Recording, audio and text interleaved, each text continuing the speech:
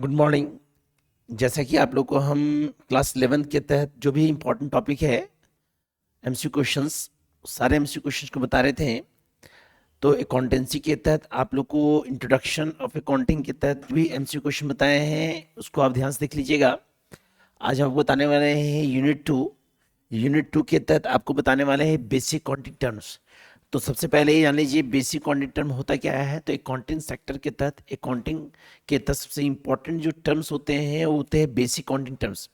Basically basic accounting terms जो होते हैं जो अकाउंटिंग सिस्टम को कंट्रोल करने का काम करते हैं। अकाउंटिंग टर्म्स जो होते हैं बेसिक टर्म्स, उसमें assets, liability, expenses, income, purchase, sales, purchase term, sales term, voucher, discount, बहुत सारे टर्म्स होते हैं। तो उन सारे टर्म के बारे में अलग से वीडियो बनाए हुए हैं जो बेसिक अकाउंट टर्म्स के नाम से डाला हुआ है, उसको आप देख लीजिएगा। लेकिन अभी जो कंटेंट बताने वाले हैं ये आपको बेसिक अकाउंटिंग टर्म से रिलेटेड सारे ऑब्जेक्टिव क्वेश्चन से रिलेटेड है कि भाई कौन सा टर्म क्या होता है, करंट एसेट्स क्या होता है, करंट लायबिलिटी क्या होता है, ट्रांजिबल एसेट्स क्या होता है, इनट्रांजिबल एसेट्स क्या होता है, एक्सपेंसेस क्या होता है, एक्सपेंसेस में डायरेक्ट क्या होता है, इनडायरेक्ट क्या होता है। उन सारे क्वेश्चन को भी रिपीट करेंगे।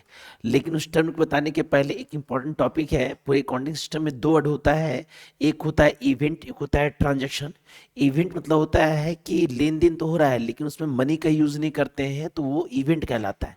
मतलब जहां मॉनेटरी सिस्टम का यूज नहीं करते हैं वो इवेंट कहलाता है, और जहां मॉनेटरी सिस्टम के द्वारा लेन देन करते हैं वो ट्रांजैक्शन कहलाता है। क्या कहलाता है? ट्रांजैक्शन कहलाता है। तो इस बेसिस के आधार पे जो क्वेश्चन है उस क्वेश्चन को देख लीजिएगा और समझिएगा कि क्वेश्चन में क्या कह रहा है। यदि वहां पे ट्रांजैक्शन हो रहा है मॉनेटरी के द्वारा, मनी के द्वारा, तो वो ट्रांजैक्शन कहलाएगा। और जहां ट्रांजैक्शन हो रहा है लेकिन मॉनेटरी सिस्टम नहीं यूज कर रहे हैं तो वो इवेंट कहलाएगा। गुड। अब क्वेश्चन बता रहे हैं, इस क्वेश्चन को ध्यान से देख लीजिएगा। ये सारे टॉपिक आपको मिलेंगे हमारे यूट्यूब चैनल्स में, नारायण कॉमर्स हजारीबाग में। इसको आप देख लीजिएगा, सब्सक्राइब और लाइक जरूर कर लीजिएगा, जिससे जो भी अपडेट है आपको आसानी से मिल जाएगा, आसानी से। तो कंडीशन एक तो हमारे यूट्यूब चैनल मिलेगा और हमारा एप्लीकेशन है नारायण कॉमर्स हजारीबाग। उस एप्लीकेशन को प्ले स्टोर से डाउनलोड करने के बाद वहाँ पे भी कुछ कंडीशंस है, उस कंडीशन को फॉलो करने के बाद आपको सारे टॉपिक 1 बाय 1 मिल जाएगा। तो हम स्टार्ट करते हैं सर। तो जो क्वेश्चंस है वो क्वेश्चंस हमारे क्या है, ध्यान से देखिएगा। सारे क्वेश्चंस को हम एक्सप्लेन करेंगे।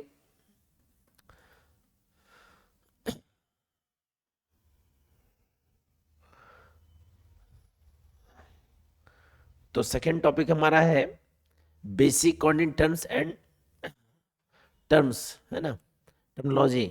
बेसिक अकाउंटिंग टर्म और टर्मोलॉजी। तो इसके तहत पहला क्वेश्चन है गुड्स मीन्स, गुड्स होता क्या है।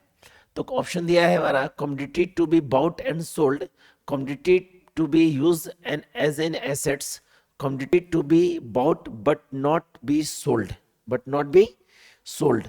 तो इस कंडीशन के तहत ऑप्शन एक और दिया है नन ऑफ दीज। तो इसका ऑप्शन होगा commodity to be bought and sold, मतलब जहां पे लेन देन करते हैं, बाय और सेलर का कवर करते हैं, वो गुड्स कहलाता है। क्या कहलाता है? गुड्स कहलाता है। अगला क्वेश्चन बोला है हमारा which of the following is not A current assets. तो हम लोग सब जानते हैं एसेट्स बेसिकली 5 होता है। पहला होता है आपका fix assets, current asset, tangible assets, intangible assets और वेस्टिंग एसेट्स। तो यहाँ करंट एसेट बोला है। करंट एसेट मतलब होता है जिसको हम 1 साल के अंदर यूज करते हैं, वो करंट एसेट होता है। तो ऑप्शन दिया है प्रीपेड एक्सपेंसेस, ये करंट एसेट होता है। डेटर भी करंट एसेट होता है। बिल रिसीवर करंट एसेट होता है। तो बोला नॉट, तो हमारा फर्नीचर जो हो गया ये हमारा फिक्स एसेट हो गया। तो ऑप्शन क्या हो गया? Option C. ऑप्शन क्या हो गया हमारा? C, option C. Next question हमारा है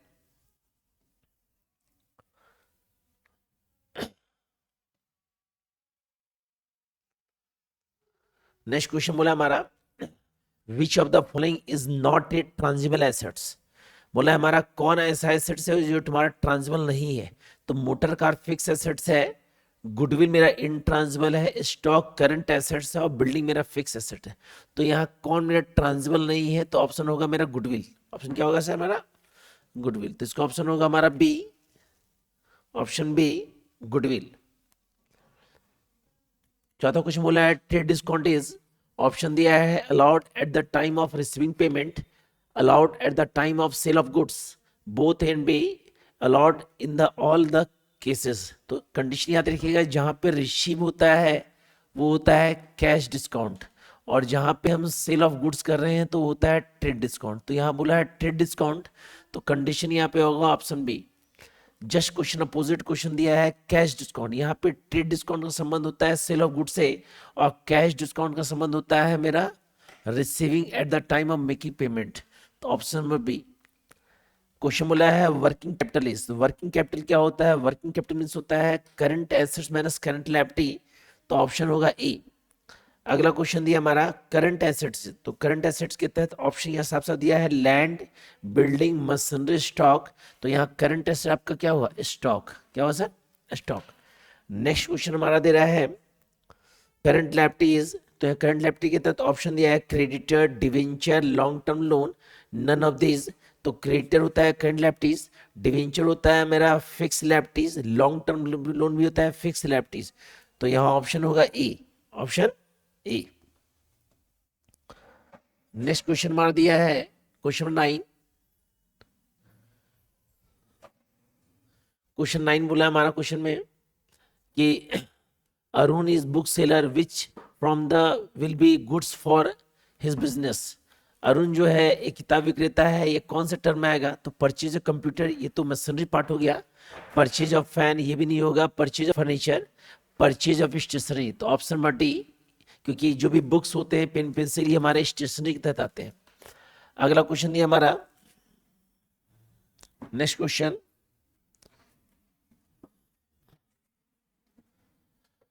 अगला क्वेश्चन दिया हमारा repair charge of office old furniture.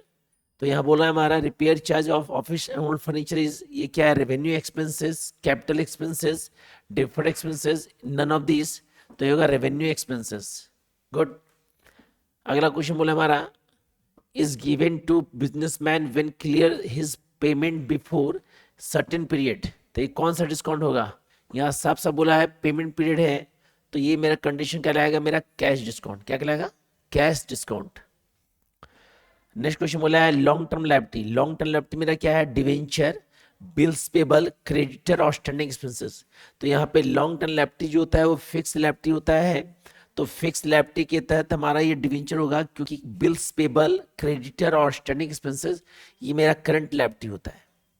Next question बोला है करंट लायबिलिटी मींस, तो आपको बता चुके हैं करंट एसेट्स मतलब होता है एक साल के तहत यूज करते हैं संपत्ति वो करंट एसेट्स, और एक साल का जो लोन होता है 1 ईयर का वो होता है करंट लायबिलिटी। तो ऑप्शन दिया है which are payable within 12 month. तो एक साल इसी में आ गया हमारा। अगला क्वेश्चन बोला है current asset means, same question यही है हमारा, तो इसमें भी होगा क्वेश्चन वही which are converted into cash consumed with the short period within 12 month. तो एक साल में जब कैश में चेंज करते हैं तो हमारा करंट एसेट होता है, करंट एसेट्स। नेक्स्ट क्वेश्चन दिया हमारा 15 क्वेश्चन, ध्यान देखिएगा। बोला है 2000 rupees paid as rent of office premises. तो रेंट पेड कर रहे हैं, तो ये मेरा ना तो इवेंट है ना बोथ है ना नन ऑफ दिस, ये मेरा ट्रांजैक्शन है। क्योंकि जब रेंट पेड करते हैं तो वहां पे मनी पेड करते हैं तो ट्रांजैक्शन कहलाएगा। अगला क्वेश्चन बोला है the obligation of enterprise other than owned fund are can know as. तो ये मेरा क्या है सर? एसेट्स है, लायबिलिटी है, कैपिटल है, and none of this, none of this. तो इसका आंसर होगा मेरा ऑप्शन बी, ये लायबिलिटीज हो गया। क्या हो गया सर?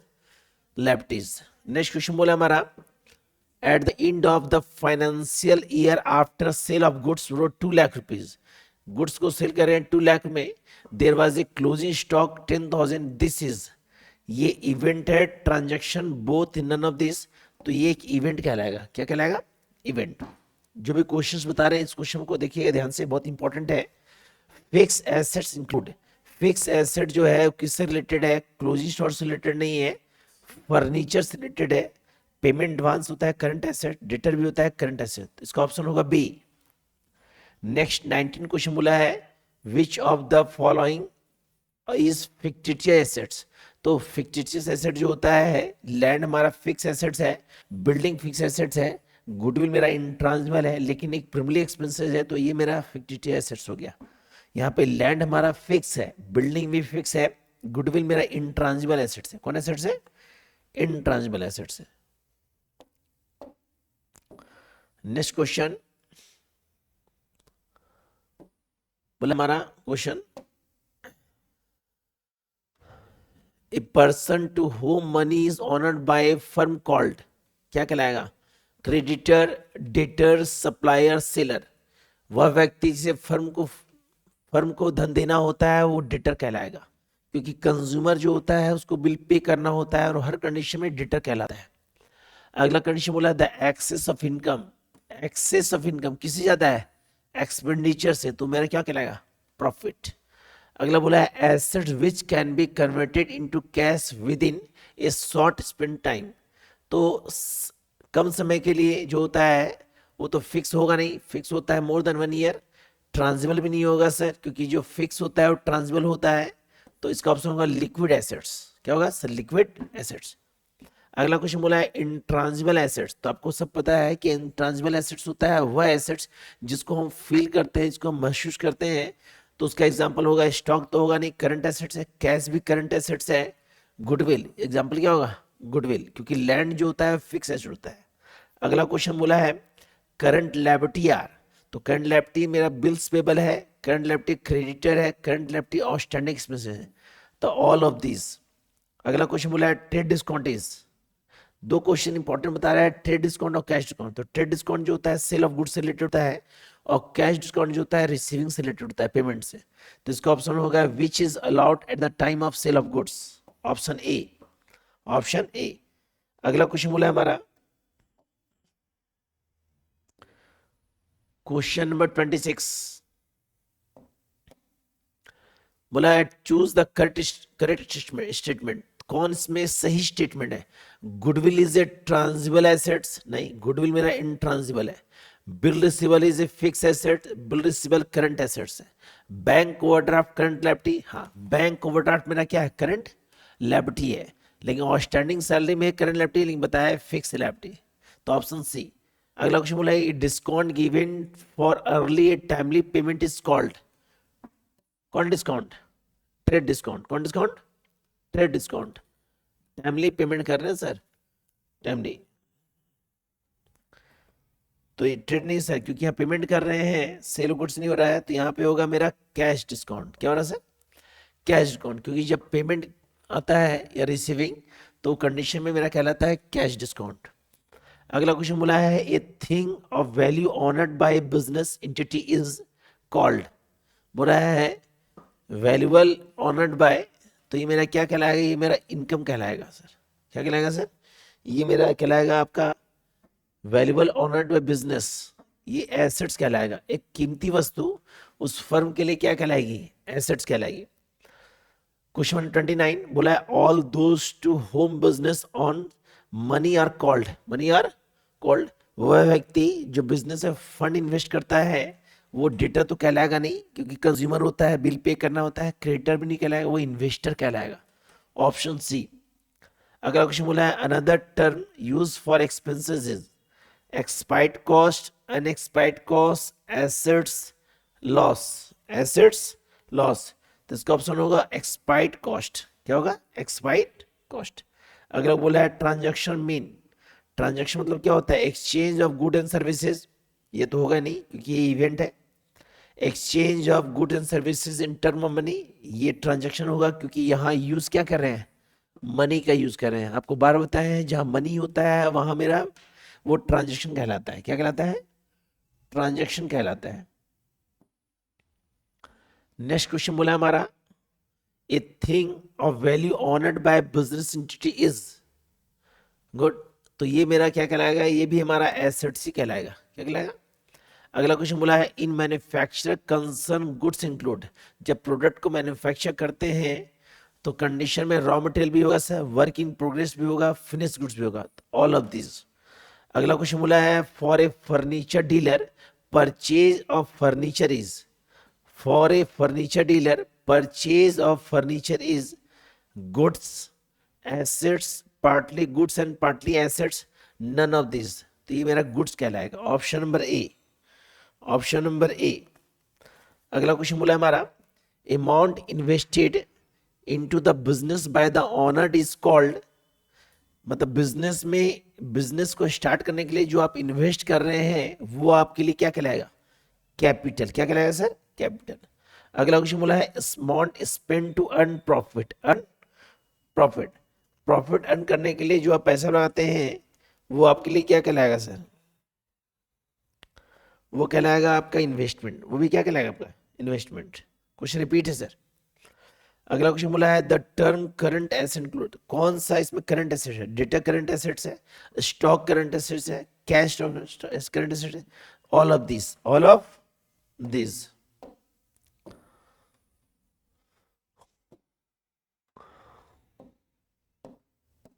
अगला क्वेश्चन बोला है the term current asset include, तो डेटा करंट एसेट्स है, फर्नीचर फिक्स एसेट्स है, बिल्डिंग फिक्स एसेट्स है, कार फिक्स एसेट्स है। तो इसमें ऑप्शन ए होगा क्योंकि ए जो होता है वो डेटा हमारा है। अगला बोला है हमारा ट्रांजिबल फिक्स एसेट्स, कौन इसमें रहा? ट्रांजिबल फिक्स एसेट्स। तो ट्रांजिबल मतलब फिक्स होता है, तो फिक्स एसेट्स में मशीन है, क्योंकि बाकी मेरा गुडविल इंट्रांजिबल है, स्टॉक करंट है, डेटर भी करंट है। अगला बोला है फिक्स लायबिलिटी आर, तो फिक्स लायबिलिटी कौन हो गया? बैंक ओवरड्राफ्ट, ये हो गया current liability. Long term loan, ये फिक्स लायबिलिटी हो गया, क्योंकि एक साल से अधिक लिया गया कर्ज फिक्स लायबिलिटी होता है। शॉर्ट टर्म लोन जो होता है ये मेरा करंट लायबिलिटी है, और क्रेडिटर भी करंट लायबिलिटी है। अगला क्वेश्चन बोला है current liability are, current liability क्या है? बिल्स पेबल, क्रेडिटर और standing, all of this. Option D, all of this. अगला क्वेश्चन बोला है इंट्रांजिबल एसेट्स, इंट्रांजिबल मतलब वह एसेट जो ट्रांजिबल नहीं है, goodwill, patent, copyright, all of this. तो ऑप्शन होगा ऑल ऑफ दिस। अगला क्वेश्चन बोला हमारा any expenditure the full benefit of receipt during one accounting period is called, one accounting period is called. तो इसका ऑप्शन दिया हमारा current liability, revenue expenditure, current assets और कैपिटल एक्सपेंडिचर। तो इसका ऑप्शन होगा B, revenue expenditure, revenue expenditure. अगला question बोला हमारा कि any expenditure the benefit of which during more than one accounting period is called capital expenditure, revenue expenditure, current assets, current liability. तो revenue expenditure. तो ये आपका 44 question जो है ये बेसिक अकाउंटिंग टर्म टॉपिक के तहत है, लेकिन बेसिक अकाउंटिंग टर्म के तहत कुछ टॉपिक है, कुछ कंटेंट है जो बता रहे हैं, ध्यान दीजिएगा, बहुत इंपॉर्टेंट है, क्योंकि लोग को वही कंफ्यूजन होता है। सबसे पहली बात आप याद रखिए फिक्स एसेट्स, तो फिक्स मतलब होता है एक साल से अधिक यूज करते हैं, utilize more than 1 year, utilised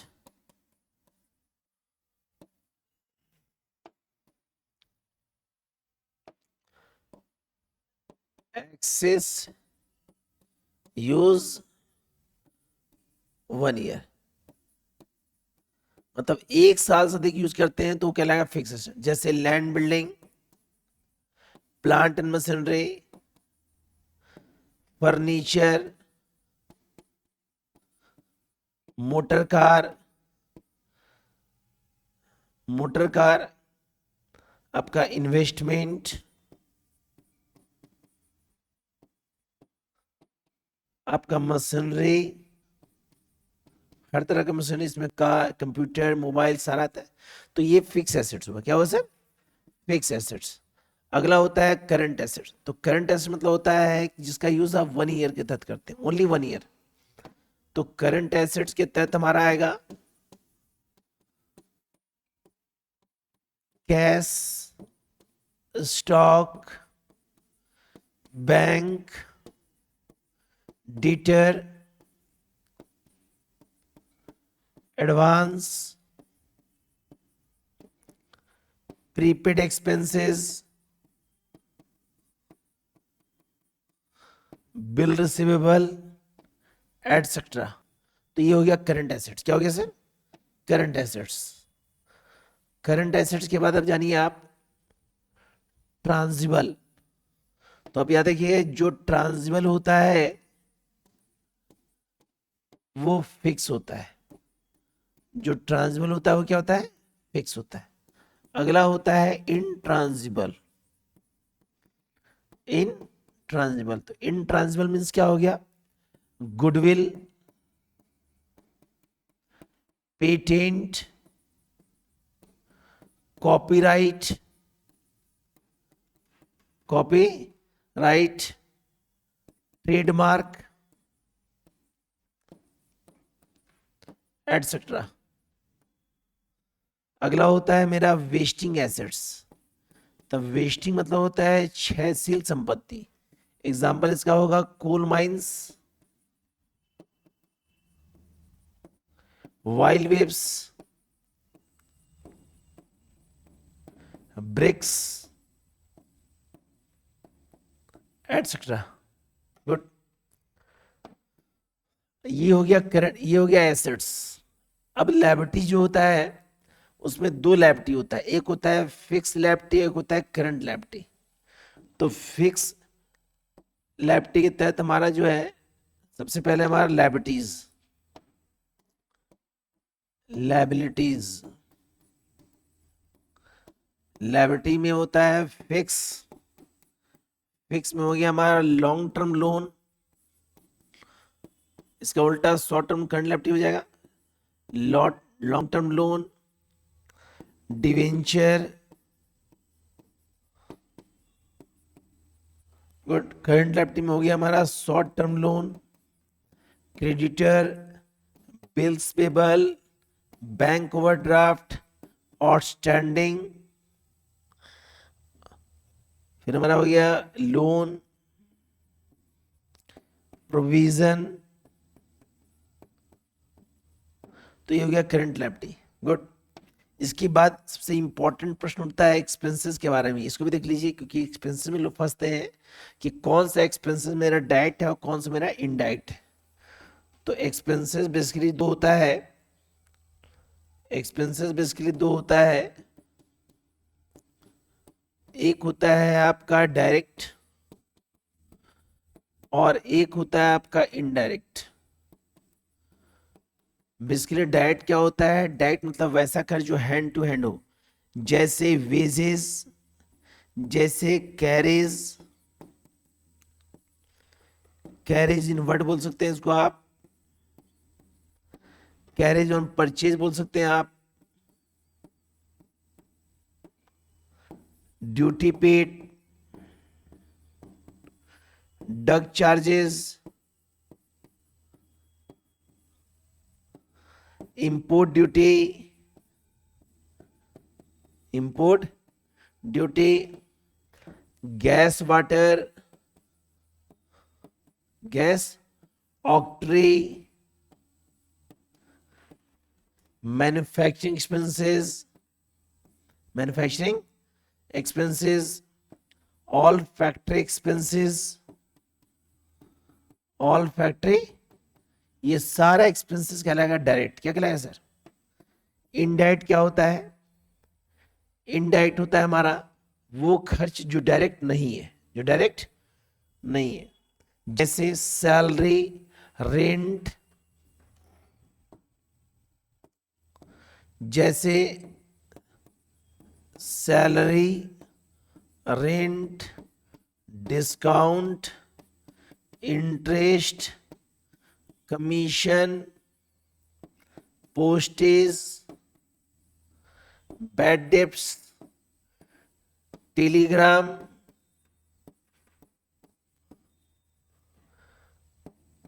insurance, insurance, depreciation etcetera.